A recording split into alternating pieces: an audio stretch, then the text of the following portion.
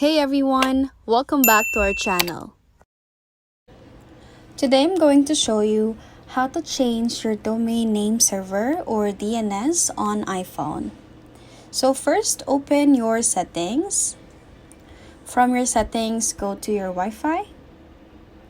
And then on the right part of your Wi-Fi name where you were connected, click on this icon.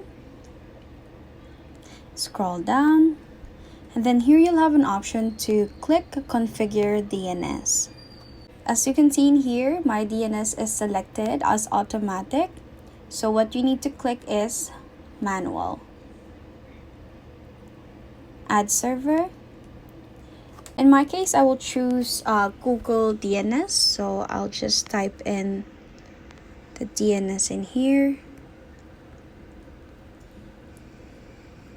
So I type in first the primary DNS and then click on add server again and then type in the secondary DNS.